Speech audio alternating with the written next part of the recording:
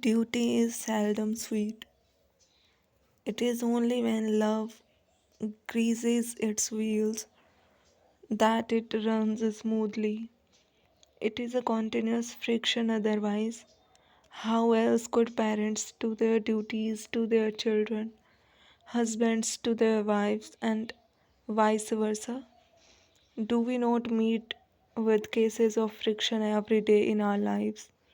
Duty is sweet only through love, and love shines in freedom alone. Yet, is it freedom to be a slave to the senses, to anger, to jealousies, and 100 other petty things that must occur every day in human life? In all these little roughnesses that we meet with in life, the highest expression of freedom is to forbear. Women, slaves to their own irritable, jealous tempers, are apt to blame their husbands and assert their own freedom as they think, not knowing that thereby they only prove that they are slaves. So it is with husbands who eternally find fault with their wives.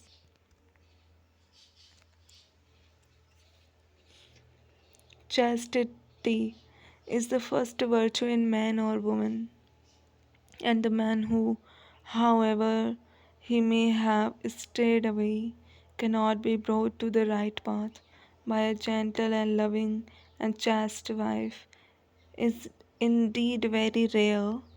The world is not yet as bad as that. We hear much about brutal husbands all over the world and about the impurity of man.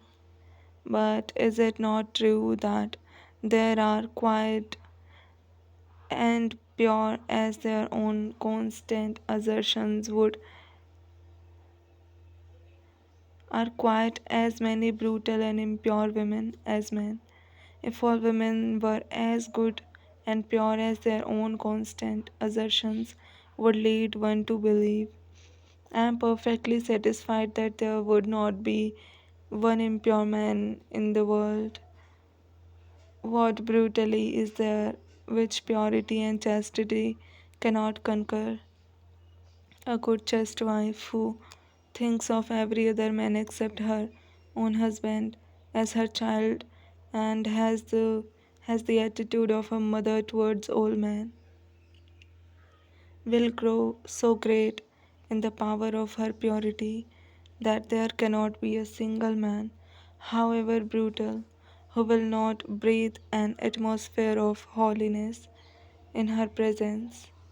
Similarly, every husband must look upon all women except his own wife in the light of his own mother or daughter or sister. That man, again, who wants to be a teacher of religion, must look upon every woman as his mother and always behave towards her as such. The position of the mother is the highest in the world, as it is the one place in which to learn and exercise the greatest unselfishness. The love of God is the only love that is higher than a mother's love. All others are lower. It is the duty of the mother to think of her children first and then of herself. But instead of that, if the parents are always thinking of themselves first, the result is that the relation between parents and children becomes the same as that between birds and their offspring, which as soon as they are fledged do not recognize any parents. Blessed indeed is the man who is able to look upon woman as the representative of the motherhood of God. Blessed indeed is the woman who to whom man represents the fatherhood of God. Blessed are the children who look upon their parents as divinity manifested on earth. The only way to rise is by doing the duty next to us, and thus gathering strength, go on until we reach the highest state.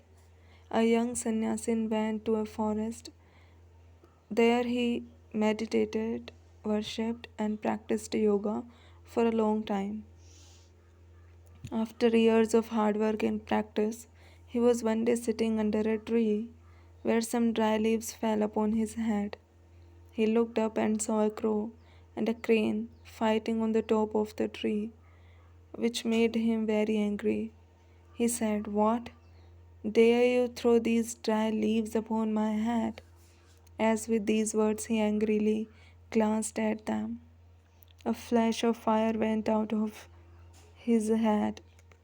Such was the yogi's power, and burnt the birds to ashes. He was very glad, almost overjoyed at this development of power. He could burn the crow and the crane by a look. After a time, he had to go to the town to beg his bread.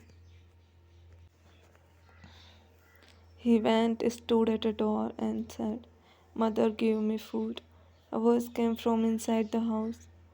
"Wait a little, my son."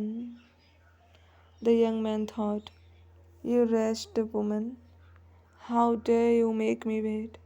You do not know my power yet." While he was thinking, thus the voice came again. "Boy, don't be thinking too much of yourself.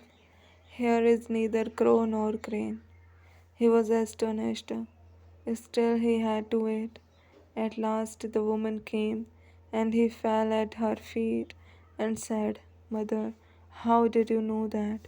She said, "My boy, I do not know your yoga or your practices. I am a common everyday woman. I made you wait because my husband is ill, and I was nursing him. All my life, I have struggled to do my duty. When I was unmarried, I did my duty to my parents. Now that I am married, I do my duty to my husband. That is all the yoga I practice. But by doing my duty, I have become illuminated. Thus, I could read your thoughts and know what you had done in the forest. If you want to know something higher than this, go to the market of such and such a town where you will find a Vyadha, the lowest class of people in India who used to live as hunters and butchers, who will tell you something that you will be very glad to learn." The sannyasin thought, "Why should I go to that town and to a Vyatha?" But after what he had seen, his mind opened a little, and so he went. When he came near the town, he found the market, and there saw, at a distance, a big, fat Vyatha cutting meat with big knives, talking and bargaining with different people. The young man said, "Lord, help me. Is this the man from whom I am going to learn? He is the incarnation of a demon, if he is anything." In the meantime, this man looked up and said, "Oh, Swami, did that lady send you here? Take a seat until I have done my business."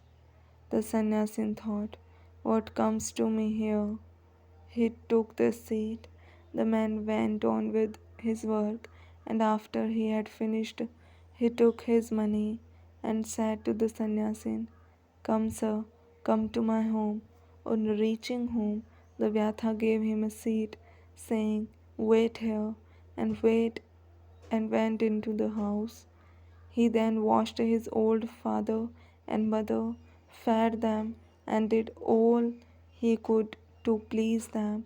After which he came to the sannyasin and said, "Now, sir, you have come here to see me. What can I do for you?" The sannyasin asked him a few questions about soul and about God, and the Vyatha gave him a lecture which forms a part of the Mahabharata, called the Vyatha Gita.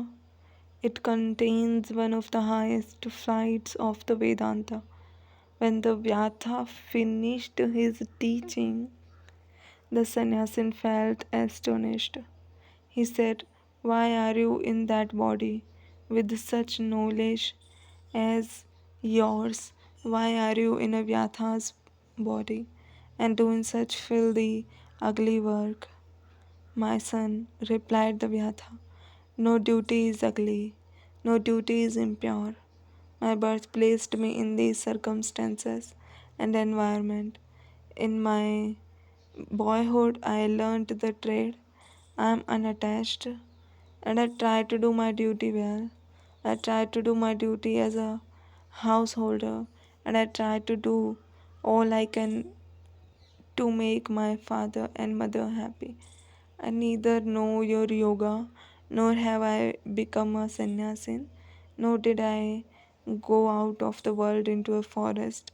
Nevertheless, all that you have heard and seen has come to me through the unattached doing of the duty which belongs to my position."